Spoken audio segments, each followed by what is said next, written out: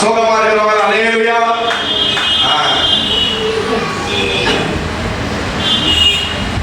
கர்த்தர் நல்லவர், அவர் கிருபை என்றென்றும் உள்ளது.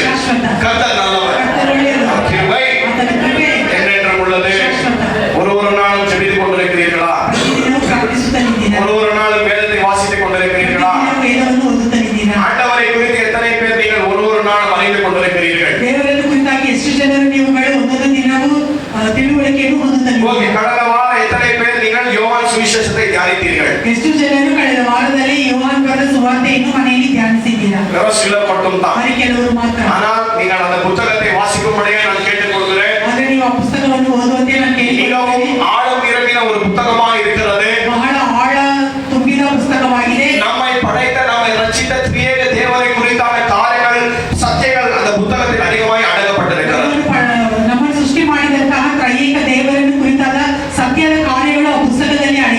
கர்த்தருடைய நாமத்திற்கு மகிமை உண்டாகுவதாக. இந்த கால வேளையில் திருப்பிக் கொள்ளலாம் வேதத்தை. யோவானுக்கு எழுதிய சுவிசேஷம், யோவானுக்கு எழுதிய சுவிசேஷம் 1ஆம் அதிகாரம்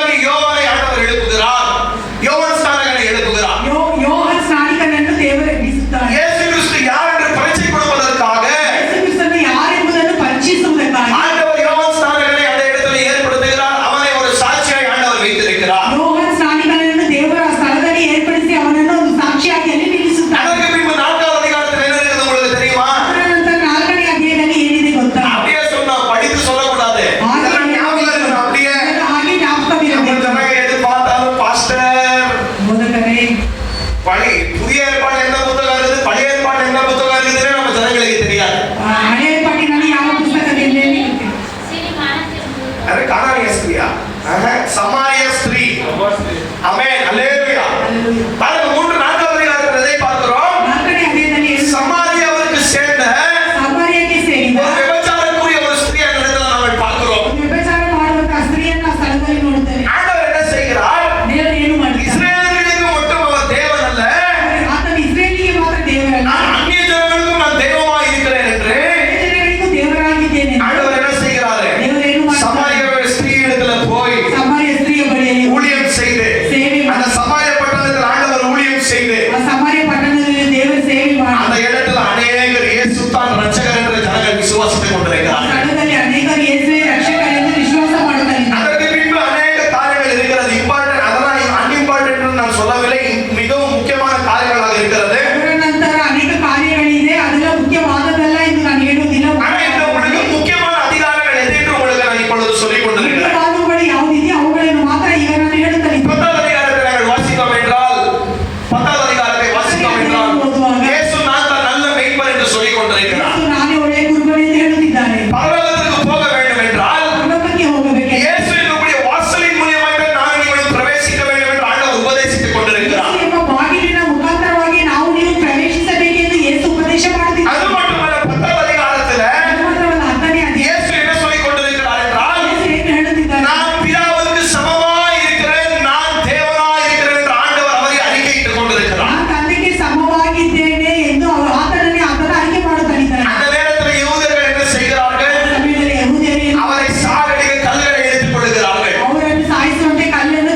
அதற்கு பின்பு 13வது அதிகாரம் லாஸ்ட் சப்பர். லாஸ்ட் சப்பர் அப்படின்னு இது பந்தி, கடைசி பந்தி, கடைசி பந்தி. இயேசு என்ன செய்து கொண்டிருக்கிறார்? 13வது அதிகாரத்தில் அவர் மரிப்பதற்கு முன்பாக ஒரு இடத்தை சீடர்களுக்கு ஆயத்தம் பண்ண சொல்கிறார். கடைசியா இயேசு என்ன செய்கிறார்? அவர்களுடனே பந்தி எடுக்கிறாரு. அதற்கு பின்பு இயேசு என்ன செய்கிறார்? அந்த 13வது அதிகாரத்தில் நம்முடைய சீஷர்களுக்கு ஆண்டவர் என்ன செய்கிறார்? பாதத்தை கழுவுகிறார். ஆமென், அல்லேலூயா. இயேசு கிறிஸ்துவானவர் சீடர்களுடைய பாதம் கழுவினாரா இல்லீங்களா? ஓகே, வர வாரத்தில் நம்ம ஒரு பாதத்தை கழுவலாமா? செய்யலாமா? செய்யணும். அந்த ஆண்டவர் சொல்லியிருக்கிறார் இந்த இடத்துல.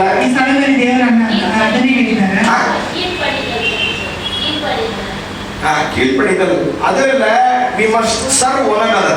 ಒಬ್ಬರಿಗೊಬ್ಬರು ಸೇವೆ ಮಾಡಬೇಕು. ಅದಕ್ಕೆ ಕಾಲು ಕಳುವ சொல்ல ஆண்டவர் லிட்டரலா ಅದಕ್ಕೆಂದು ಕಾಲನ್ನು ತೊಳೆಯುವುದು ದೇವರಿಗೆ. ஒருவருக்கொருவர் என்ன செய்ய வேண்டுமா? ಒಬ್ಬರಿಗೊಬ್ಬರು ಏನು ಮಾಡಬೇಕು? ஊழியம் செய்ய வேண்டும், உதவி கொள்ள வேண்டும். ಒಬ್ಬರಿಗೊಬ್ಬರು ಸೇವೆ ಮಾಡಬೇಕು, ಸಹಾಯ ಮಾಡಬೇಕು. அதற்கு பின் ஆண்டவராகிய இயேசு கிறிஸ்து யூதாஸ் அவரை மறுதலிப்பதை குறித்து ஆண்டவர் அந்த இடத்தில் சொல்லி விடுகிறார். ಅದರ ನಂತರ ಯೂದಾಸ್ ಅಲ್ಲ ಕಳೆಯುವುದನ್ನು ಕುರಿತಾಗಿ ದೇವರು ಅಲ್ಲಿ ಹೇಳುತ್ತಿದ್ದಾರೆ. அது மட்டுமல்ல, அதே அதிகாரத்தில் பேதுரு ஆண்டவரை நிராகரிக்க போகிறார் என்று ஆண்டவர் அந்த இடத்தில் சொல்லி விடுகிறார். ಅದು ಮಾತ್ರವಲ್ಲ, ಅದೇ ಅಧ್ಯಾಯದಲ್ಲಿ ಪೇತ್ರನು ದೇವರನ್ನು ನಿರಾಕರಿಸುತ್ತಾನೆ ಎಂಬುದನ್ನು ಕುರಿತಾಗಿ ಹೇಳುತ್ತಿದ್ದಾರೆ. 14வது அதிகாரத்தில் நாங்கள் வாசித்தோம் என்றால் 14ನೇ ಅಧ್ಯಾಯದಲ್ಲಿ ನೋಡುವಾಗ இயேசு சொல்கிறார், பரலோகத்திற்கு பிதாவிடத்தில் ஒரு மனிதன்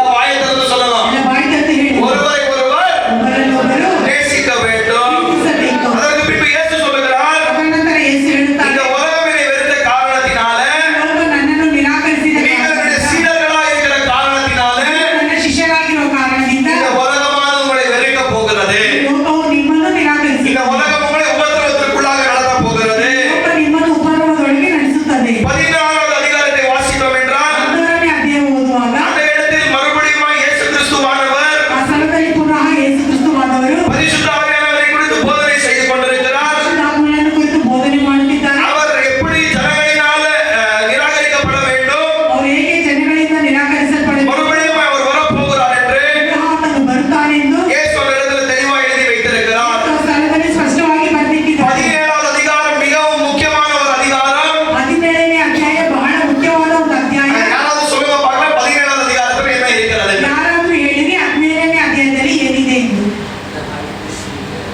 The high priestly prayer, பிரதான ஆசாரியருடைய ஒரு ஜெபமாய் இருக்கிறது. ಪ್ರಧಾನ ಯಾಜಕನ ಒಂದು ಪ್ರಾರ್ಥನೆ. ஆமென், அல்லேலூயா. ಹಲ್ಲೆಲೂಯಾ. உங்களுக்கு எனக்கு ரொம்ப சோர்வா இருக்கிறீர்களா? ಬಹಳ ಸೋತೋಗಿದ್ದೀರಾ? எனக்காக யாரும் ஜெபிக்கிறவர் இல்லையே, ಹಾಗೆ ಯಾರು என்னை ಪ್ರಾರ್ಥಿಸುವವರು புரிந்து கொள்ளுகிறவர்கள் யாரும் இல்லையே, ಅರ್ಥ ಮಾಡಿಕೊಳ್ಳುವವರು ಯಾರಿಲ್ಲ. அது இதுக்கு சுகமா இருக்கிறீங்களா? ಅದು ಬಳಲಿ அதிகாரம் என்ன தெரியுமா சொல்லுகிறது? ಏನು ಗೊತ್ತೇನು? நமக்காய் ஒரு நாளும் 24 மணி நேரங்களும் இடைவிடாமல் நம்முடைய பிரதான ஆசாரியர் நமக்காக பிதாவினிடத்தில் பரிந்து பேசுகிறவர் என்று இந்த அதிகாரம் சொல்லுகிறது. ನಮಗಾಗಿ ಒಂದೊಂದು ದಿನವೂ 24 ಗಂಟೆಗಳ ಕಾಲ ನಮ್ಮ ಪ್ರಧಾನ ಯಾಜಕನಾಗಿರುವ ಯೇಸು ಕ್ರಿಸ್ತನು ನಮಗಾಗಿ ತಂದೆಯ ಬಳಿಯಲ್ಲಿ இந்த ಮಾತನಾಡುವವರಾಗಿದ್ದಾರೆ. இடத்துல இயேசு கிறிஸ்து பார்த்தீர்கள் என்றால் ಸ್ಥಳದಲ್ಲಿ ಯೇಸು ಕ್ರಿಸ್ತನನ್ನು நம்முடைய ನೋಡುವಾಗ 12 சிஷ்யர்களுக்காக ஜெபித்துக் கொண்டிருக்கிறார். 11 ಶಿಷ್ಯರಿಗಾಗಿ அந்த ಪ್ರಾರ್ಥಿಸುತ್ತಿದ್ದಾರೆ. யூதாஸ் அவுட். ಅದರಲ್ಲಿ ಯೂದಾಸ್ ಅವರು. இயேசு யூதாஸ்க்கு ஜெபித்தாரா இல்லையா? ಯೇಸು ಯೂದಾಸ್ಗಾಗಿ ಪ್ರಾರ್ಥಿಸಿದರೆ ಇಲ್ಲವಾ? ஹலோ, உங்களை தான் கேக்குறேன். ನಿಮ್ಮನ್ನೇ ಕೇಳುತ್ತಿದ್ದೇನೆ. ஆண்டவர் யூதாஸ்க்கு ஜெபித்தாரா இல்லையா? ದೇವರು ಯೂದಾಸ್ಗಾಗಿ ಪ್ರಾರ್ಥಿಸಿದರೆ ಇಲ್ಲವಾ? 100% ஜெபிக்கவே இல்லை. 100ಕ್ಕೆ 100ರಷ್ಟು ಪ್ರಾರ್ಥಿಸಲಿಲ್ಲ. அதனாலதான் அவன் பாழாய் போயிட்டான். ಅದಕ್ಕೆ ಅವನು ಹಾಳಾಗಿ ಹೋದ. உங்களுக்கு சொல்றது தெரியுதுங்களா? ಹೇಳುವುದು ஆனா ಅರ್ಥವಾಗುತ್ತದೆ. இன்னொரு இடத்துல நம்ம பார்த்தோம்னா, ಆಗ ಇನ್ನೊಂದು ಸ್ಥಳದಲ್ಲಿ ನೋಡುವಾಗ பாருங்க, பேதுரு யூதாஸ் 2 பேரும் செய்த பாவம் ஒரே பாவம் தான். ನೋಡಿ, ಪೇತ್ರನು ಯೂದಾಸನು ಮಾಡಿದ ಪಾಪಗಳು ಎರಡು ಒಂದೇ. ஆனா ಆದರೆ நாங்க லூக்கா எழுதிய சுவிசேஷத்தை வாசித்தோம் என்றால், ನಾವು ಲೂಕನು ಬರೆದ ಸುವಾರ್ತೆಯನ್ನು ನೋಡುವಾಗ அந்த இடத்துல இயேசுவானவர் பேதுருவுக்கு ஜெபிக்கிறார். ಆ ಸ್ಥಳದಲ್ಲಿ ಯೇಸುವಾದವರು ಪೇತ್ರನಿಗಾಗಿ ಪ್ರಾರ್ಥನೆ. பேதுருவே, நீ விழுந்த பின்பு ಪೇತ್ರನೇ, ನೀನು ಬಿದ್ದ ನಂತರ எழுந்து ನೀನು ಎದ್ದು உன்னுடைய சகோதரர்களை நீ பலப்படுத்த வேண்டும். ನಿಮ್ಮ ಸಹೋದರನನ್ನು ನೀನು இந்த ಬಲಪಡಿಸಬೇಕು. பிசாசானவன் என்ன செய்தானா? ஆண்டவரிடத்துல போய், ಪಿಶಾಚ ದೇವರ ಬಳಿಯಲ್ಲಿ ಹೋಗಿ ಏನು ಮಾಡಿದ? ஆண்டவரே, பேதுருவினிடத்துல ஒப்புக்கொடு. ದೇವರೇ, ಪೇತ್ರನನ್ನು ನನ್ನ ಬಳಿಯಲ್ಲಿ ಒಪ್ಪಿಸಿ. பேதுருவினிடத்துல கொடுத்து விடு. ಪೇತ್ರ ನನ್ನ ಬಳಿಯಲ್ಲಿ ಕೊಟ್ಟು ಬಿಡು. ஆனா ஆண்டவராகிய இயேசு கிறிஸ்து என்ன தெரியுமா ஜெபிக்கிறார் அந்த இடத்துல?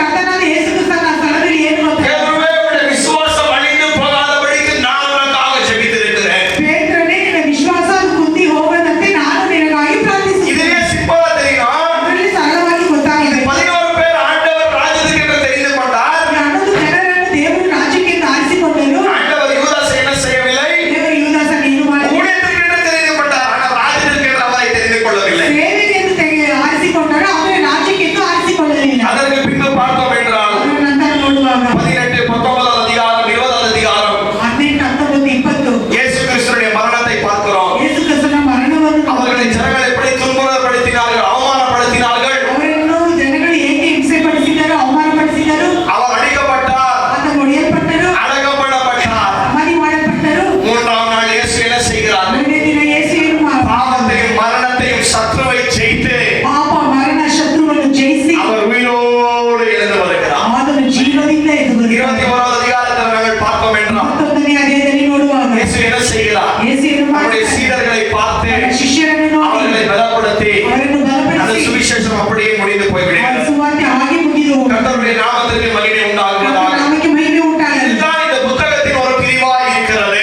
ಇದೇ ಈ ಪುಸ್ತಕದ ಒಂದು இந்த ಅಂಶವಾಗಿದೆ. காலை வேளையில ಬೆಳಗಿನ இன்றைக்கு ಸಮಯದಲ್ಲಿ நானும் நீங்களும் முதலாவது வசனத்தை நானும் நீங்களும் கவனிக்க போகிறோம். ಮೊದಲನೇ ವಾಕ್ಯವನ್ನು ನಾವು ನೀವು ಗಮನಿಸೋಣ. இன்றைக்கு ஒரு வசனம் இல்லைன்னா 1, 2 இன்றைக்கு ஒன்றாய் நானும் நீங்களும் கவனிக்க போகிறோம். ಒಂದೆರಡು ವಾಕ್ಯಗಳನ್ನು ನಾವು ನೀವು ಗಮನಿಸೋಣ. ஓகே, இந்த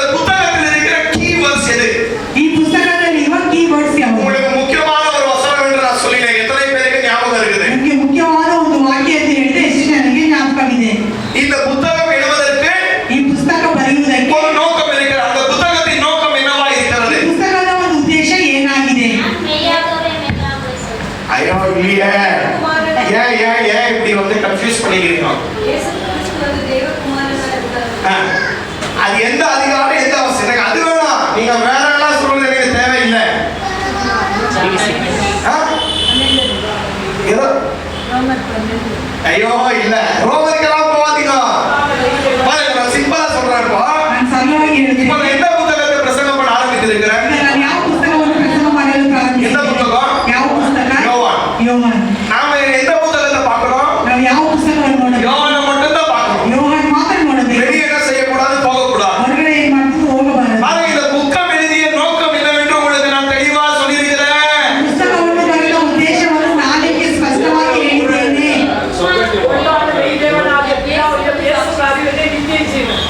அது இல்ல கீவேர்ட்ஸ். நான் ஒரு அதிகாரம் ஒரு வசனம் சொல்லியிருக்கிறேன். இதுதான் முக்கியம். 20வது அதிகாரம் என்ன வசனம்? 30 மட்டும் 31. ஐயோ உங்க மண்டையில ஏத்திக்கணும். அதை புரியுதா? என்ன பண்ணுது தெரியுமா? யோவான் இந்த ஸ்டார்டிங் என்ன தெரியுமா பண்ணுவோம்? அதான் யோவான் 20 30 மற்றும் 31 கீ பேசேஜ் அங்கே பெருசா எழுதணும்.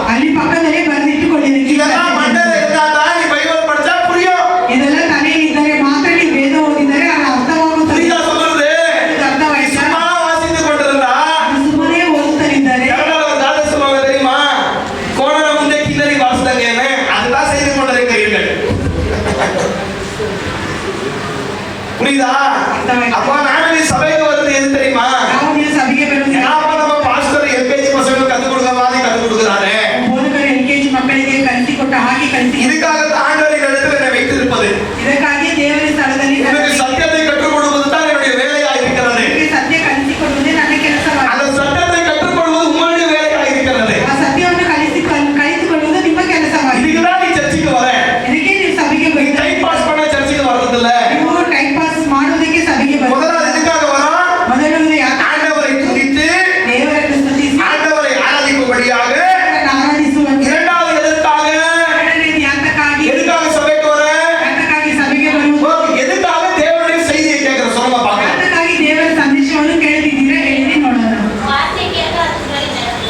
நம்ம எதுக்காக வார்த்தையை கேட்பது? எதுக்காக சத்தியத்தை கேட்கிறோம்? நம்முடைய மண்டையில ஞானத்தை ஏற்றுக்கொள்வதற்கா? ஆமாவா இல்லீங்களா? ஞானம் இருந்தா போதுமா நமக்கு? நெக்ஸ்ட் ஞானம் என்ன ஆகணும்? கீழ்ப்படிதலாய் மாற வேண்டும். இந்த இடத்துக்கு நான் எதற்காக வரோம்? ஞாயிற்றுக்கிழமை ஆண்டவரை குறித்தான ஒரு பாடலை கற்றுக்கொண்டு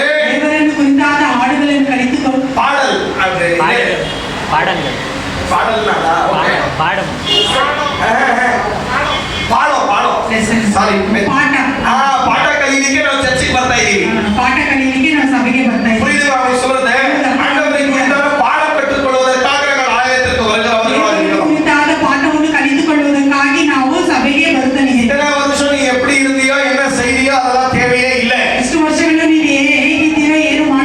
இனிமே நீ சத்தியத்தை கேட்டு பக்கத்துல பார்த்து சொல்லு, இரட்டிப்பான நியாய தீர்ப்பு. சொல்லு, இரட்டிப்பான நியாய தீர்ப்பு. புரியுதா? சத்தியம் தெரியாதவர்கள் ஆண்டவர் விட்டு விடுவாரு. ஆனா சத்தியம் அறிந்து சத்தியத்தின் பிரகாரமே வாழாத என்னையும் உன்னையும் தான் ஆண்டவர் அதிகமாய் நிரப்ப போகிறார்.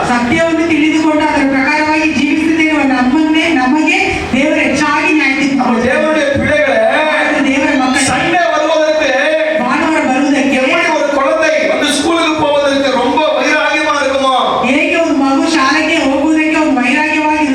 ஆமா இல்லீங்களா? அதே போல ஆண்டவரே இன்றைக்கு உம்மை குறித்தா நான் என்ன கற்றுக்கொள்ள போகிறேன்?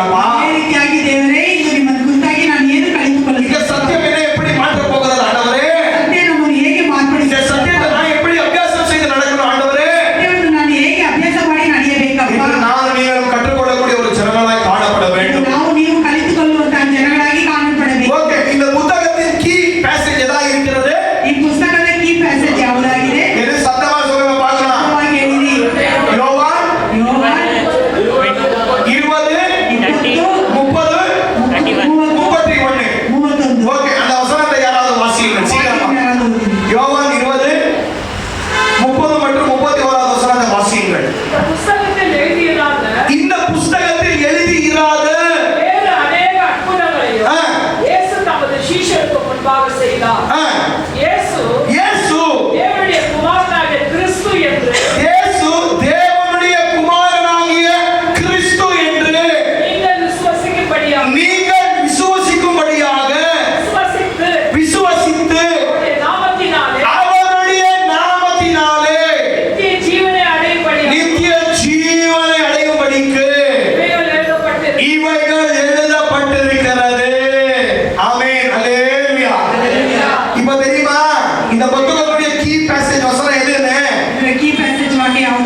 ಈಗ சொல்றது புரியுதா இல்லீங்களா? ಹೇಳೋದು ಅರ್ಥವಾಗಿದೆ. இந்த வசனத்தை நீங்க என்ன செய்யணும்? ಈ ವಾಕ್ಯವನ್ನು ನೀವು ಏನ್ ಮಾಡ್ಬೇಕು? மனப்பாடம் பண்ணணும். ಬಾಯ್ಪಾಟ್ ಮಾಡಬೇಕು. நம்ம ஜனங்களுக்கு இந்த வசனம் எல்லாம் வாய்ப்பாட்டா வராது. ನಮ್ಮ ಜನಗಳಿಗೆ ಈ ವಾಕ್ಯವೆಲ್ಲ ಬಾಯ್ಪಾಟ್ சங்கீத 23 கர்த்தர் என் மேய்ப்பராய் இருக்கிறார். 23 ಕರ್ತನು ನನ್ನ ಕುರುಬನಾಗಿದ್ದಾನೆ. நான் தாழ்ச்சி அடையேன். ತಗ್ಗಿಸಲ್ಪಡುವುದಿಲ್ಲ. புல்லுள்ள இடங்களில் என்னை அமர செய்கிறார். ಅಲ್ಲಿರುವ ಸ್ಥಳಗಳಲ್ಲಿ ನನ್ನನ್ನು ಮೇಯಿಸುತ್ತಾರೆ. அது மட்டும் இல்ல, சங்கீதம் 91. ಅದು ಮಾತ್ರ ಅಲ್ಲ, ಕೀರ್ತನೆ 99. ஆண்டவரே, ದೇವರೇ, நீங்க வெளியே போகும்போது வரும்போது போதும். ಹೊರಗಡೆ ಹೋಗುವಾಗ ಬರುವಾಗ ಸಾಕು. அந்த ஒரு அதிகாரம் மட்டும் தான் நம்ம ஜனங்களுக்கு தெரியும், வாய்ப்பாட்டா. ವಾಕ್ಯ ಮಾತ್ರ ನಮ್ಮ ಜನಗಳಿಗೆ ಗೊತ್ತು. அதை விட்டு வேற எந்த வசனமும் நமக்கு தெரியவே தெரியாது. ಅದನ್ನು ಬಿಟ್ಟು ಬೇರೆ ಯಾವ ವಾಕ್ಯವೂ ಗೊತ್ತಿಲ್ಲ. ஆமா இல்லீங்களா? ಹೌದೇ ಇಲ್ಲವೋ? ஆனா வார்த்தையில தேர்ந்தவர்களாய் காணப்பட வேண்டும். ಅದು ವಾಕ್ಯದಲ್ಲಿ ಉತ್ತೀರ್ಣರಾದವರಾಗಿ ಕಾಣಲ್ಪಡಬೇಕು. நீங்க உங்க வாயிலிருந்து வார்த்தை புல்லட் புல்லட் போல வந்து கொண்டே இருக்கணும். ನಿಮ್ಮ ಬಾಯಿಂದ ವಾಕ್ಯಗಳು ಬುಲೆಟ್ ಹಾಗೆ ಬರುತ್ತದೆ. அப்படி புல்லட் மாதிரி உங்க வாயிலிருந்து வார்த்தை வரணும்னா ಹಾಗೆ ಬುಲೆಟ್ ಹಾಗೆ ನಿಮ್ಮ ಬಾಯಿಂದ ವಾಕ್ಯಗಳು ಬರಬೇಕೆಂದು அதே ஒண்ணுமே உட்கார்ந்து வார்த்தையை நீ தியானிக்கணும். ಅದೇ ರೀತಿಯಾಗಿ ನೀವು ಕುಳಿತು ವಾಕ್ಯವನ್ನು 5 நிமிஷம் 10 நிமிஷம் 5 ನಿಮಿಷ 10 ನಿಮಿಷ 20 நிமிஷம் 20 ನಿಮಿಷ ಅದರ ವೇದ ವಾಸಿಪಲ್ಲ ಅರ್ಧ ಗಂಟೆಗಳ ಕಾಲ ವೇದ ಓದಿ எதுக்குமே பிரயோஜனம் இல்ல. ಯಾವುದಕ್ಕೂ ಪ್ರಯೋಜನವಿಲ್ಲ. புரியுதா உங்களுக்கு சொல்றது? ಇದು ಅರ್ಥವಾಯ್ತಾ? பிரயோஜனமே இல்ல. ಪ್ರಯೋಜನವೇ ಇಲ್ಲ. வேற உங்களுடைய சாட்டிஸ்ஃபேக்ஷனுக்கு உன்னை நீ சமாதானப்படுத்திக் கொள்ள வேண்டும். ತೃಪ್ತಿಗಾಗಿ ನೀವೇ ನಿಮ್ಮನ್ನು ಸಮಾಧಾನ இன்றைக்கு நான் இரண்டு அதிகாரத்தை வாசித்திருக்கிறேன். ಇಂದು ನಾನು 2 ಅಧ್ಯಾಯ ஓ, ಓದಿ இன்று நம்ம ஜனங்களுக்கு பெருமை வந்துடும். இன்னைக்கு பாஸ்டர் 7 அதிகாரம் வாசித்திருக்கிறேன். ಇಂದು ನಾನು 7 ಅಧ್ಯಾಯಗಳನ್ನು ಓದಿದ್ದೇನೆ. அந்த 7 அதிகாரத்திலிருந்து என்ன கற்றுக்கொண்டே இருக்கேன்னா 7 ಅಧ್ಯಾಯಗಳಿಂದ ಏನು ಕಲಿತುಕೊಂಡಿದ್ದೇನೆ? பாஸ்டர் இல்ல பாஸ்டர் மறந்துட்டேன். ಇಲ್ಲ ಬೋಧಕರೇ, ಮರೆತುಬಿಟ್ಟಿದ್ದೇನೆ. நீ மறக்கிறதுக்கு அவ்வளவு நேரம் பைபிள் படிச்ச. ನೀನು ಮರೆಯುವುದಕ್ಕೆ ಅಷ್ಟೊಂದು ಬೈಬಲ್ ಅನ್ನು ಓದಿದೆ. சொல்றது புரியுதா? ಅದು ಅರ್ಥವಾಗುತ್ತಿಲ್ಲ. வார்த்தை சத்துவம், வார்த்தையை கற்றுக்கொள்ள, சத்தியம் கற்றுக்கொள்ள வேண்டும் என்றால் ವಾಕ್ಯವನ್ನು ಸತ್ಯವನ್ನು ಕಲಿತುಕೊಳ್ಳಬೇಕೆಂದರೆ அதற்கு பிரயாசப்பட வேண்டும். ಅದಕ್ಕೆ ಪ್ರಯಾಸ ಪಡಬೇಕು. இங்க கோல்ட் மைனிங் பண்றாங்க தெரியுமா? ಗೋಲ್ಡ್ ಮೈನಿಂಗ್ ಮಾಡ್ತಾರಲ್ಲ, ನೋಡಿದ್ದೀವಿ. தெரியுமா இல்லீங்களா? ಅದನ್ನು ஏன்னா மேல இருந்து நீ அடிச்சு தோண்டின உடனே கோல்ட் கிடைச்சிருந்தா அவனுக்கு ಮೇಲಿಂದ ಮಣ್ಣಿನಿಂದ ಅಗಿದ ಕೂಡಲೇ ಅದು ಗೋಲ್ಡ್ ಬಣ್ಣ ಚಿನ್ನ ಸೇರಿಸಿ மேல ಬಿಟ್ಟ கல்கள் ஏன்னா அப்படியே மேல கிடைச்சிருந்தா இனி ಕಲ್ಲುಗಳು ಹಾಗೆ ಮೇಲೆ ಸಿಕ್ಕಿ ಬಿಡುತ್ತೆ. ரோட்ல ஜல்லிக்கல்லாம் வந்துருக்குது தெரியுமா? ರೋಡ್ನಲ್ಲಿ ಜಲ್ಲಿ ಕಲ್ಲುಗಳೆಲ್ಲ ಬಿದ್ದಿದೆ. அந்த மாதிரி நீ தோண்டின உடனே உனக்கு டைமண்ட் கோல்ட் எல்லாம் கிடைச்சிருந்தா ಆ ತರ ನೀವು ಅಗಿಯುವಾಗ ನಿಮಗೆ ಚಿನ್ನ ವಜ್ರ ಎಲ್ಲ ಸಿಕ್ಕಿ ಬಿಡುತ್ತದ? எவ்வளவு ஆழ தோண்ட தோண்ட தோண்ட என்ன ஆகுறது? ಎಷ್ಟು ಆಳವಾಗಿ ಅದನ್ನು ಅಗಿಯುತ್ತಾ ಅಗಿಯುತ್ತಾ ಏನಾಗುತ್ತದೆ? எவ்வளவு டீப்பா போறோமோ ಎಷ್ಟು ಆಳವಾಗಿ ಹೋಗುತ್ತೇವೋ அவ்வளோ ಅಷ್ಟು என்ன அப்படிப்பட்ட காரியங்கள் நமக்கு கிடைக்கிறது. ಆ ರೀತಿಯ ಕಾರ್ಯಗಳು ನಮಗೆ ಸಿಗುತ್ತವೆ. அதே மாதிரி தான் பைபிள் ஸ்டடி. ಅದೇ ರೀತಿಯಾಗಿ ಬೈಬಲ್ ಸ್ಟಡಿ. புரியுதா? வீட்டுல உட்கார்ந்து அவர் கணக்குல தியானிக்கணும். ಮನೆಯಲ್ಲಿ ಕುಳಿತು ಗಂಟೆಗಟ್ಟಲೆ பாஸ்டர் நான் ரொம்ப பிஸி. ಬೋಧಕರೇ, ನಾನು ಬಹಳ நீ வாழ்க்கையெல்லாம் பிஸி தான். ನೀವು ಜೀವಿತವೆಲ್ಲ ಬಿಸಿನೇ. நீ அங்க போய் பரலோகத்துக்கு போய் ஆண்டவர் பாதத்துல கெஞ்சும் போது ஆண்டவரே ஆண்டவரே போது ಪರಲೋಕಕ್ಕೆ ಹೋಗಿ ದೇವರ ಪಾದದಲ್ಲಿ ದೇವರೇ ದೇವರೇ ನಮ್ಮಲಾಚುವಾಗ இயேசு இப்படியே சொல்றார், நானும் பிஸியா இருக்கிறேன்ப்பா, நரகத்துக்கு போ. ಯೇಸು ಹೀಗೇನೆ ಹೇಳ್ತಾರೆ, ನಾನು ಬಿಸಿ ಆಗಿದ್ದೇನಪ್ಪ, ನರಕಕ್ಕೆ ಹೋಗು. நீ ஒண்ணு பண்ற வேலை ஒண்ணுமே இல்ல. ನೀವು ಮಾಡುವಂತಹ ಕೆಲಸ ಏನೂ ಇಲ್ಲ. புரியுதா? ஒரு நாள்ல 24 மணி நேரங்கள் இருக்கிறது. ಒಂದು ದಿನದಲ್ಲಿ 24 ಗಂಟೆಗಳ ಕಾಲವಿದೆ. அட்லீஸ்ட் பைபிள் ஸ்டடிக்கு நீங்க ஒரு ஹவர் ஒதுக்கி வைக்க வேண்டும் ஒரு நாளில. ಅಟ್ಲೀಸ್ಟ್ ವೇದ ಓದುವುದಕ್ಕೆ ನೀವು 1 ಗಂಟೆ ಕಾಲವಾದ நம்ம ஜனங்களுக்கு 5 நிமிஷம் பிரேயர் பண்ணவே முடியாது. ನಮ್ಮ ಜನಗಳಿಗೆ 5 ನಿಮಿಷ ಪ್ರಾರ್ಥಿಸಲಿ. 5 நிமிஷம் பிரேயர் பண்ணா 5 வாட்டி வாட்ச் பாக்குறது. 5 ನಿಮಿಷ ಪ್ರಾರ್ಥಿಸಿದರೆ 5 ಸಲ ವಾಚ್ ನೋಡುವುದು. நம்ம இல்ல முடிஞ்சிச்சா டைம் ಮುಗಿದ ಟೈಮ್. நம்ம டைம் பாஸ் ஆக மாட்டேங்குது. ಸಮಯ ಹೋಗ್ತಾನೆ ಇಲ್ಲ. ஆமா இல்லையா? ಹೌದಲ್ಲವೋ? இப்படிதான் நம்மளுடைய ஜெபங்கள். ಹೀಗೆ ನಮ್ಮ ಪ್ರಾರ್ಥನೆಗಳು. அப்படிப்பட்ட ஜனங்களுக்கு ஒரு பிரயோஜனமே இல்ல. ಆ ರೀತಿಯಾದ ಜನಗಳಿಗೆ ಯಾವ ಪ್ರಯೋಜನವೂ அப்ப ಇಲ್ಲ. தேவனுடைய பிள்ளைகளே, ಹಾಗಾದ್ರೆ ದೇವರ ಮಕ್ಕಳು, நாம் நீங்களும் ஆண்டவராக இயேசு கிறிஸ்துவை குறித்து அறிந்து கொள்ள வேண்டும். ನೀವು ಕರ್ತನಾದ ಯೇಸು ಕ್ರಿಸ್ತನನ್ನು ಕುರಿತಾಗಿ அது ತಿಳಿದುಕೊಳ್ಳಬೇಕು. இந்த புத்தகமானது ಪುಸ್ತಕವಾದದ್ದು இயேசு எப்படி சித்தரித்துக் கொண்டிருக்கிறது என்றால் ಯೇಸುವನ್ನು ಹೇಗೆ ಚಿತ್ರಿಸುತ್ತದೆ ಎಂದರೆ அவர்தான் ಆತನು ತಾನೇ ஒரே உண்மை உள்ள தெய்வம். ಆತನೇ ನಿಜವಾದ ಸತ್ಯ. அவர்தான் தேவன்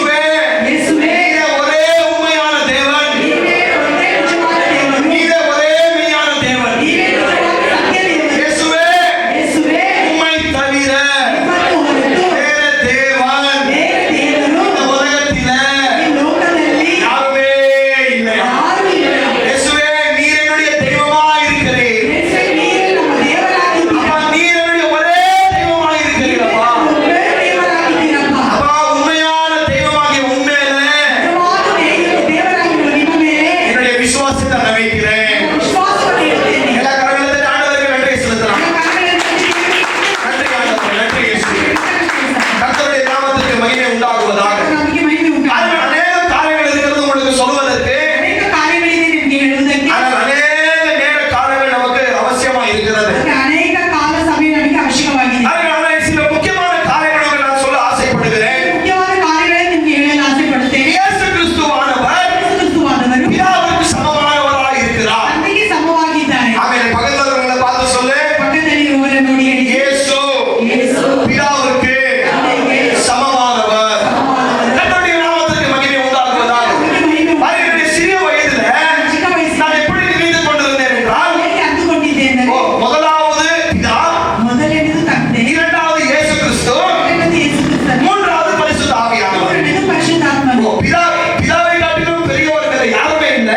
ಇದಕ್ಕಿಂತ ದೊಡ್ಡವರು ಬೇರೆ ಯಾರು ಇಲ್ಲ. இயேசு கிறிஸ்துவை காட்டிலும் பெரியவர் பிதா என்று நினைத்துக் கொண்டிருந்தேன். ಯೇಸು ಕ್ರಿಸ್ತನಿಗಿಂತಲೂ ದೊಡ್ಡವರು ತಂದೆ ಎಂದು ನೆನೆಸಿಕೊಂಡಿದ್ದೆ. பரிசுத்த ஆவியானவருக்கு பெரியவர் இயேசு என்று நினைத்துக் கொண்டிருந்தேன். ಪರಿಶುದ್ಧಾತ್ಮನಿಗಿಂತ ದೊಡ್ಡವರು ಯೇಸು ಎಂದು ஆனால் ಅಂದುಕೊಂಡೆ. எப்பொழுது தேவனுடைய வார்த்தை அதிகமாக தியானிக்க ஆரம்பித்தேனோ, ಯಾವಾಗ ದೇವರ ವಾಕ್ಯವನ್ನು ಹೆಚ್ಚಾಗಿ ಧ್ಯಾನಿಸಲು ಪ್ರಾರಂಭಿಸಿದೆ, நான் கற்றுக்கொண்ட சத்தியம் என்னவா இருக்கிறது என்றால், ನಾನು ಕಲಿತುಕೊಂಡಂತಹ ಸತ್ಯ ಏನಾಗಿದೆ ಎಂದರೆ, பிதாவும் ತಂದೆಯು, இயேசுவும் ಯೇಸುವು, பரிசுத்த ஆவியானவரும் ಪರಿಶುದ್ಧಾತ್ಮನು, இந்த மூன்று நபர்கள் தேவனாய் இருக்கிறார். ಈ ಮೂರು ವ್ಯಕ್ತಿಗಳು ದೇವರಾಗಿದ್ದಾರೆ. இந்த மூன்று நபர் ஒரே தேவனாய் இருக்கிறார். ಈ ಮೂರು ವ್ಯಕ್ತಿಗಳು ಒಂದೇ ದೇವರಾಗಿದ್ದಾರೆ. ஆனால் இவர்களுடைய மூன்று நபர்களுடைய கிரியைகள் வெவ்வேறாய் இருக்கிறது. ಆದರೆ ಈ ಮೂರು ವ್ಯಕ್ತಿಗಳ ಕ್ರಿಯೆಗಳು ಬೇರೆ ಬೇರೆಯಾಗಿವೆ. உங்களுக்கு சொல்றது புரியுதுங்களா? ಹೇಳುವುದು ஃபார் ಅರ್ಥವಾಗುತ್ತದೆ. எக்ஸாம்பிள், பிதாவுடைய கிரியை என்னவா இருக்கிறது என்றால், ಉದಾಹರಣೆಗೆ ತಂದೆಯ ಕ್ರಿಯೆ இந்த ಏನಾಗಿದೆ? உலக தோற்றம் முன்னே ಈ ಲೋಕ ಸೃಷ್ಟಿ ಮಾಡುವುದಕ್ಕೆ யார் ரட்சிப்பிற்கு வர வேண்டும் என்று ಯಾರು ರಕ್ಷಣೆಗೆ ಬರಬೇಕೆಂದು பிதாவானவர் என்ன செய்தாரா?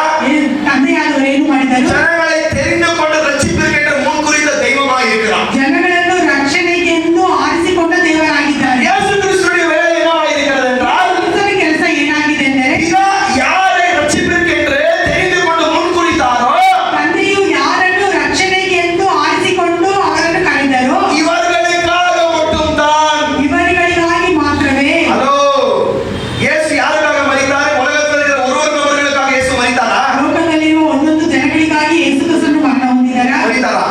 ಮರಣ ಹೊಂದಿದರಾ? ஒருவர் மனுஷனுக்காக இயேசு மரித்தாரா? ಒಂದೊಂದು ಮನುಷ್ಯರಿಗಾಗಿ ಯೇಸು ಮರಣ ಹೊಂದಿದರಾ? யாருக்காக இயேசு மரித்தாரு? ಯಾರಿಗಾಗಿ ಯೇಸು ಮರಣ ஏன் தெரியுமா இந்த கேள்வி கேட்கிறேன்? ಹೊಂದಿದರಾಗಿ ಗೊತ್ತೇನ್ರಿ? இயேசு இந்த உலகத்தில் இருக்கிற ஒருவர் மனிதனுக்கு மரித்திருந்தார்கள் என்றால், ಯೇಸು ಈ ಲೋಕದಲ್ಲಿರುವ ಒಂದೊಂದು ಮನುಷ್ಯರಿಗಾಗಿ ಮರಣ ಹೊಂದಿದ್ದಾರೆ. இங்க நரக திவாலா இருக்கும், பரலோக ஹவுஸ்ஃபுல்லா இருக்கும்.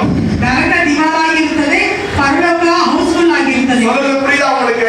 ಇದು ಅರ್ಥವಾಗುತ್ತಿದೆಯಾ? ஆமா இல்லைங்களா? ಹೌದಾ ಇಲ್ಲ ಹೌದಾ? யார போன சாட்சியர் ஒரு பாட்டு பாடி இருக்கிறாரா? திவாலியா திவாலே, நரகத்தான திவாலே. ஆமா இல்லைங்களா? ಹೌದಾ ಇಲ್ಲ ಹೌದಾ? அப்போ இயேசு இருக்கிற ஒருவர் மனிதர்களுக்காக மரித்திருந்தார் என்றால், ಯೇಸು ಇರುವಂತಹ ಒಂದೊಂದು ಮನುಷ್ಯರಿಗಾಗಿ ಮರಣ ಹೊಂದಿದ್ದಾರೆ. யாருமே நரகத்துக்கு போகக்கூடாது, எல்லாம் என்ன செய்யணும்? ಯಾರು ನರಕಕ್ಕೆ ಹೋಗಿರುವುದಿಲ್ಲ, ಎಲ್ಲರೂ ಎಲ್ಲಿ ನಿಂತಿದ್ದಾರೆ? பரலோகத்திற்கு வர வேண்டும். ಪರಲೋಕಕ್ಕೆ ಬರಬೇಕು. ஆனால் ஆழமான சத்தியம் என்னவா இருக்கிறது என்றால், ಆಳವಾದ ಸತ್ಯ ಏನಾಗಿದೆ ಎಂದರೆ, பக்கத்துல இருக்கிறவங்களை பார்த்து சொல்லு, ಪಕ್ಕದಲ್ಲಿರುವವರನ್ನು ನೋಡಿ ಹೇಳಿ, இயேசு கிறிஸ்துவானவர் ಯೇಸು ಕ್ರಿಸ್ತುವಾದವರು ஆடுகளுக்காக மட்டும்தான் மரித்தார். ಕುರಿಗಳಿಗಾಗಿ ಮಾತ್ರ ಮರಣ ಹೊಂದಿದರು. வெள்ளாடுகளுக்காக மரிக்கவில்லை. குறி ಕುರಿ, ಮೇಕೆ, பாருங்க, ஷீப்புக்கு ஆடா, செம்மறி ஆடா, செம்மறி ஆடு. கோட்டுக்கு வெள்ளாடு. பக்கத்துல பார்த்து சொல்ல, ஆண்டவரே ದೇವರು செம்மறி ஆடுகளுக்காக ஜீவன் கொடுத்தார், ಕುರಿಗಳಿಗಾಗಿ ಜೀವವನ್ನು ಕೊಟ್ಟರು, வெள்ளாடுகளுக்கு ಮೇಕೆಗಳಿಗಾಗಿ ஜீவன் ಜೀವ கொடுக்கவில்லை. ಕೊಡಲಿಲ್ಲ. அப்ப இயேசு என்ன செய்கிறாரு? ಯೇಸು ಏನು இதா ಹೇಳಿದ್ದಾರೆ? யாரு ரட்சிப்பிற்கு என்று முன்குறித்தாரோ, ಯೇಸು ರಕ್ಷಣೆಗೆಂದು ಯಾರನ್ನು ಆರಿಸಿದ್ದಾರೋ இவர்களுக்காக வந்து, ಇವರುಗಳಿಗಾಗಿ இவர்களுக்காக வாழ்ந்து, ಇವರುಗಳಿಗಾಗಿ ಜೀವ, இவர்களுக்காக மரித்து, ಇವರುಗಳಿಗಾಗಿ சதாகாலம் உயிரோடு எழுந்து, ಸದಾಕಾಲ ಜೀವದಿಂದ ಎದ್ದು அவருடைய ஆடுகளுக்காக இப்பொழுது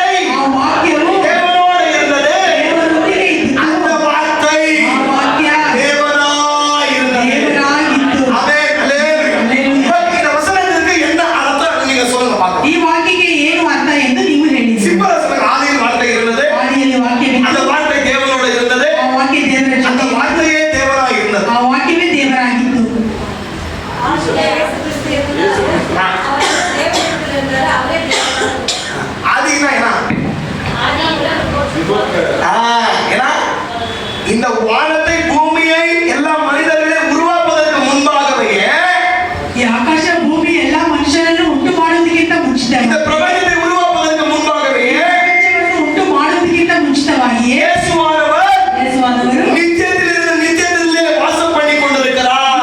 ನಿತ್ಯಕ್ಕೂ ವಾಸ ಮಾಡುವವರಾಗಿದ್ದಾರೆ. பக்கத்துல பார்த்து சொல்லு, ಪಕ್ಕದಲ್ಲಿರುವವರನ್ನು ನೋಡಿ எனக்கு உனக்கு ನನಗೂ ನಿನಗೂ ஆரம்பம் இருக்கிறது, ಆರಂಭವಿದೆ, முடிவு இருக்கிறது. ಅಂತ್ಯವಿದೆ. இயேசு கிறிஸ்துவுக்கு ಯೇಸು ಕ್ರಿಸ್ತನಿಗೆ ஆரம்பமும் இல்ல, ಆರಂಭವೂ ಇಲ್ಲ, அவருக்கு ಆತನಿಗೆ முடிவும் இல்ல. ಅಂತ್ಯವೂ ಇಲ್ಲ. அதனால நம்முடைய பாவத்திற்குரிய இந்த மனது ನಮ್ಮ ಪಾಪದ ಈ ಮನಸ್ಸು அவர் நீங்க பாவிகளாகிய நாம் ಪಾಪಿಗಳಾಗಿರುವ ನಾವು இப்படிப்பட்ட ஒரு பெரிய தேவனை நம்மளால புரிந்து கொள்ள முடியாது. ಇಷ್ಟು ದೊಡ್ಡ ಒಂದು ದೇವರನ್ನು ನಮ್ಮಿಂದ ಅರ್ಥ ಮಾಡಿಕೊಳ್ಳಲು ಸಾಧ್ಯವಾಗುವುದಿಲ್ಲ. ஆமா இல்லீங்களா? ಹೌದಾ ಇಲ್ಲವೋ? பாருங்க, God is infinite and we humans are finite.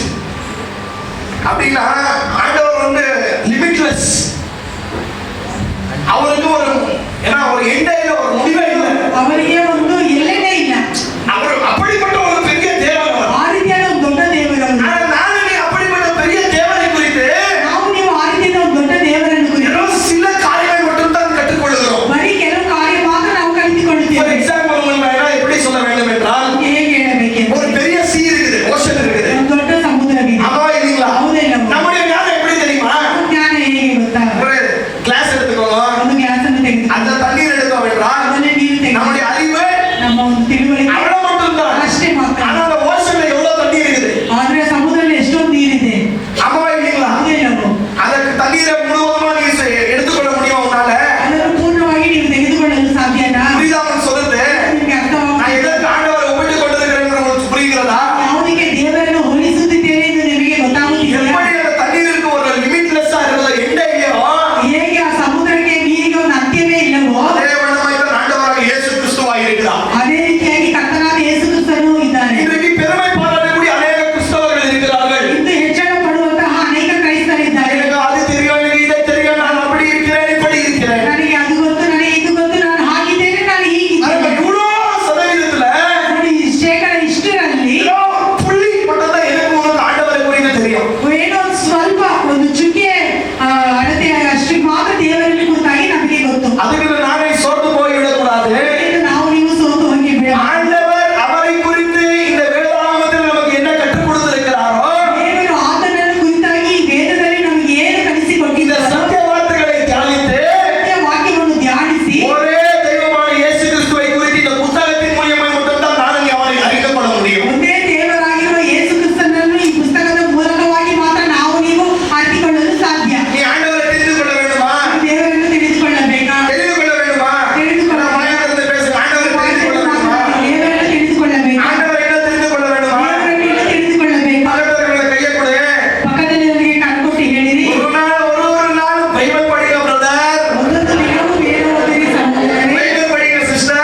ವೇದ ಓದಿರಿ ಸಹೋದರಿ. ஆண்டவரை குறித்து நீங்கள் கற்றுக்கொள்ளலாம். ಆಗ ದೇವರನ್ನು ಕುರಿತಾಗಿ ಕಲಿತುಕೊಳ್ಳಿ. வேத வாசிக்காம ஆண்டவரை குறித்து எப்படி கற்றுக்கொள்வேன்? ವೇದ ಓದದೆ ದೇವರನ್ನು ಕುರಿತಾಗಿ ಹೇಗೆ ಕಲಿತುಕೊಳ್ಳುತ್ತೀರಾ? ஹலோ, புரியுதா உங்களுக்கு சொல்றது? ಅರ್ಥವಾಯ್ತಾ? அப்ப நீ ஆண்டவரை குறித்து கற்றுக்கொள்ள வேண்டும் என்றால் ಆದರೆ ದೇವರನ್ನು ಕುರಿತು ಕಲಿತುಕೊಳ್ಳಬೇಕೆಂದರೆ அவரை குறித்தான எழுதப்பட்ட புத்தகத்தை நானும் நீயும் அதிகமாய் வாசிக்க வேண்டும். ಆತನನ್ನು ಕುರಿತಾಗಿ ಬರೆಯಲ್ಪಟ್ಟಿರುವ ಪುಸ್ತಕವನ್ನು ನಾವು ನೀವು ಹೆಚ್ಚಾಗಿ ಓದಬೇಕು. கர்த்தருடைய நாமத்திற்கு மகிமை உண்டாகுவதாக. ಅದಕ್ಕೆ ಮಹಿಮೆ ಉಂಟಾಗಲಿ. இன்னும் சில காரியங்களை பேசி நான் முடித்து விடுகிறேன். ಇನ್ನು ಕೆಲವು ಕಾರ್ಯಗಳನ್ನು ಮಾತನಾಡಿ ಮುಗಿಸಿ ಬಿಡುತ್ತೇನೆ. பாருங்க, இதுக்கு இந்த வாரம் இன்ட்ரோடக்ஷன்ல தான் இருக்கிறோம். இன்னும் ನೋಡಿರಿ, ಈ ವಾರವೂ ಇನ್ನು ಪರಿಚಯದಲ್ಲೇ ಇದ್ದೇವೆ. முதலாவது வசனம், இரண்டாவது வசனம் வருகிற வாரம் நம்ம பார்க்கலாம். ಮೊದಲನೇ ವಾಕ್ಯ, ಎರಡನೇ ವಾಕ್ಯ ಬರುವ ವಾರದಲ್ಲಿ ನೋಡೋಣ. ஏன்னா இதெல்லாம் அஸ்திபாரமாக இருக்கிறது. இதற்கு அநேக நேர காலங்கள் நானும் நீங்கள் ஒதுக்க வேண்டும். ಇದೆಲ್ಲ ಅಸ್ಥಿಭಾರಗಳಾಗಿವೆ. ಇದಕ್ಕಾಗಿ ಹೆಚ್ಚಾದ ಸಮಯಗಳನ್ನು ನಾವು ಒದಗಿಸಬೇಕು. ஆனால் இன்னும் சில காரியங்களை நான் உங்களுக்கு சொல்ல ஆசைப்படுகிறேன். ಇನ್ನು ಕೆಲವು ಕಾರ್ಯಗಳನ್ನು ನಾನು ನಿಮಗೆ ಹೇಳಲು ಆಸೆ ಪಡುತ್ತೇನೆ. பாருங்கள், இந்த 1 18வது வசனம் வரை நம்ம வாசிக்கும் போது 1ರಿಂದ 18ನೇ ವಾಕ್ಯದವರೆಗೂ ನಾವು ಓದುವಾಗ இயேசு கிறிஸ்துவின் தெய்வீகத்தை குறித்து நான்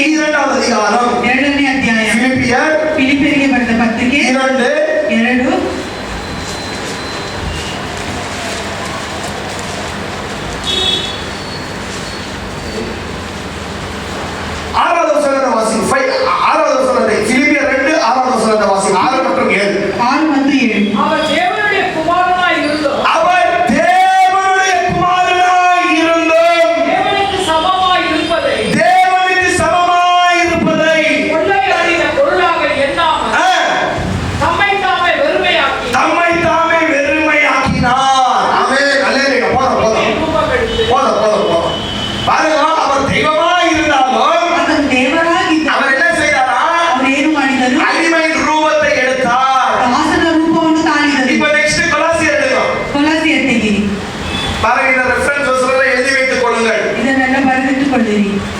கொலாசியர் 1வது அதிகாரம் 1ನೇ ಅಧ್ಯಾಯ 15 14வது வசனத்தை வாசியுங்கள். 17வது வசனத்தை வாசியுங்கள். 15, 16, 17 ஓதிரி. அப்படி இருந்தோம் நான் என் தாயின் வயிற்றில் இருந்தது முதல். யார் இது? கொலாசியர் 1. கலாத்தியர் இல்ல, கொலாசியர் 1.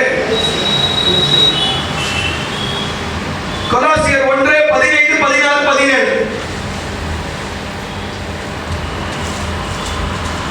அவர் அதர்சனமான தேவனுடைய தற்சொரூபமும் சர்வ சிருஷ்டிக்கும் முந்தின பேருமானவர். சர்வ சிருஷ்டிக்கும் முந்தின பேருமானவர். ஏனென்றால் அவருக்குள் சகலமும் சிருஷ்டிக்கப்பட்டது. யாருக்குள்ளாக எல்லாம் சிருஷ்டிக்கப்பட்டதா? இயேசு கிறிஸ்துவினால் எல்லாம் சிருஷ்டிக்கப்பட்டது. ಇದರ ಮೂಲಕ ಎಲ್ಲವೂ ಸೃಷ್ಟಿಯಾಯಿತು.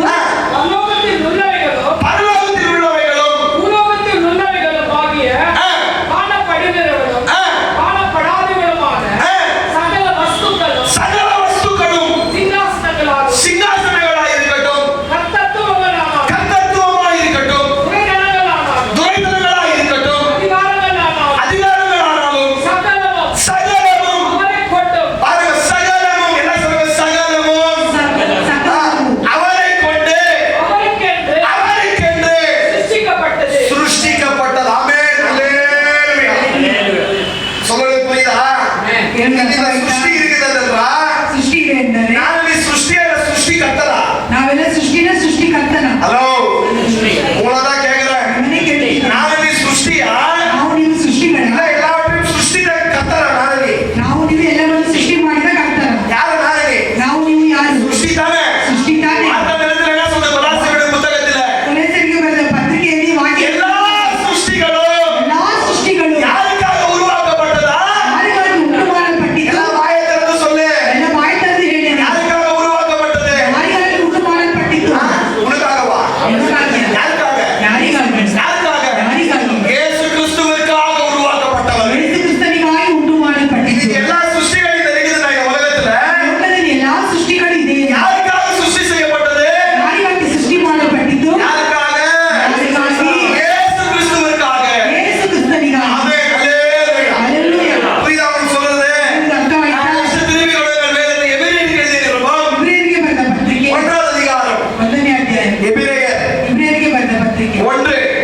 வாசிங்க. இதெல்லாம் ரொம்ப இம்பார்ட்டன்டான வசனம். ಇದೆಲ್ಲ ಬಹಳ ಮುಖ್ಯವಾದ ವಾಕ್ಯ. எபிரேயர் 1. ಇಬ್ರಿಯರು 1வது வசனத்திலிருந்து வாசிங்க. 1ನೇ ವಾಕ್ಯ. பூர்வ காலங்களில் பூர்வ காலங்களில் பங்கு பங்காகவும் வகை வகையாகவும் வகைவகையாகவும் தீர்க்கதரிசிகள் மூலமாக தீர்க்கதரிசிகளின் மூலமாய் பிதாக்களது திருவுளப்பட்டிலே தேவன் இந்த கடைசி நாள் இந்த கடைசி நாளில் குமாரன் மூலமாய் குமாரன் மூலியமாய் நமக்கு திருவுளப்பட்டினார். நமக்கு திருவுளப்பட்டினார். இவரை சர்வத்துக்கும் சுதந்திரவாளியாக நியமித்தார். சர்வத்துக்கு சுதந்திரவாளியை நியமித்தார். இவரை கொண்டு உலகங்களையும் உண்டாக்கினார். பாருங்க, யாரை கொண்டு? பிதாவானவர் யாரை கொண்டு இந்த உலகத்தையும் எல்லா ಸೃಷ್ಟಿகளை உருவாக்கினாரா? யாரை வைத்து? ಯಾರನ್ನಿಟ್ಟು ತಂದೆ ಎಲ್ಲವನ್ನೂ ಸೃಷ್ಟಿ ಮಾಡಿದ. யாரை வைத்து? ಯಾರನ್ನಿಟ್ಟು? அப்ப இயேசு கிறிஸ்துவை பிதா ಸೃಷ್ಟಿத்தாரா? ಆಮೇಲೆ ಯೇಸು ಕ್ರಿಸ್ತನನ್ನು ತಂದೆ ಸೃಷ್ಟಿ ಮಾಡಿದಾರ. ஆமாவா? ಹೌದಾ? இயேசு ಸೃಷ್ಟಿಕರ್ತನಾ ಇಲ್ಲ ಸೃಷ್ಟಿயா? ಯೇಸು ಕ್ರಿಸ್ತನ ಸೃಷ್ಟಿಕರ್ತನ ಇಲ್ಲ ಸೃಷ್ಟಿನ? ஆமாவா இல்லீங்களா? ಹೌದಾ ಇಲ್ಲ? வாசிங்க சிஸ்டர். இவர் அவருடைய மகிமையின் பிரகாசமும் பாருங்க, யாருடைய மகிமையின் பிரகாசமா இருக்கிறார் இயேசு கிறிஸ்து? ಯೇಸು ಕ್ರಿಸ್ತನ ಯಾರು ಮಹಿಮೆ ಪ್ರಕಾಶವಾಗಿದ್ದಾರೆ? வார்த்தையை கவனிங்க. யாருடைய? யாரை திரும்ப வாசிங்க சிஸ்டர் அந்த வசனத்தை. இவர் அவருடைய மகிமையின் பிரகாசமும் இவர் இயேசுவானவர் பிதாவுடைய மகிமையின் பிரகாசம்.